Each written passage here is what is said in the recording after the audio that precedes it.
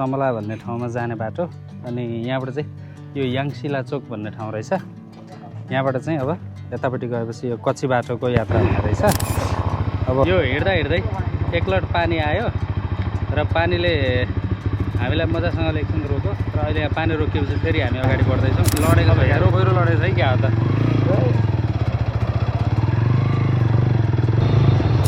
ओहो बाटो त झ्याप पानी पऱ्यो। पानी परेपछि बाटो यस्तो रमाइलो भयो, पिलिलिलिलि चिप्लिन सक्ने सम्भावना भएको भयो। लडौला चाहिँ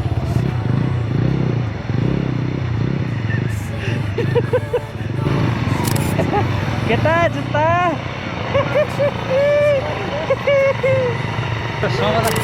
समला आइसकेपछि सबै यो मौसम चाहिँ एकदमै सुलुलुलु खालको मौसम छ यहाँनिर। यहाँबाट हामी जता जहाँ हेर्छौँ हुसु बाहेक केही पनि देखिँदो रहेछ यहाँनिर। यहाँ त यहाँ यता पछाडिपट्टि यहाँ पर यहाँ मोटरसाइकलमा परसम्म छ। तपाईँहरूले कहाँसम्म देख्नुहुन्छ? दुईवटा बाइक देखिँदैन होइन। एउटा एक्सपेक्टेसन के थियो भने यो डाँडामा हिँड्दै गर्दाखेरि तल तराईका फाँटहरू निहाल्न पाइन्छ भन्ने एउटा एक्सपेक्टेसन थियो। तर त्यो एक्सपेक्टेसन चाहिँ यो हुसुले इन्कम्प्लिट गरिदियो। अघि एकछिन अगाडिको चाहिँ भिडियोमा तपाईँले एकछिन अगाडिको क्लिपमा तपाईँले के देखिराख्नु भएको थियो भने आफू पनि मजाले देखिएको थिएन। तर अहिले यहाँ मेरो पृष्ठभूमिमा हेर्नुहोस् त तराईको तपाईँको झापा उर्लाबारी लगायतको तराई सम्पूर्ण देखिएको छ। म पनि देखिएको छु मजासँगले होइन।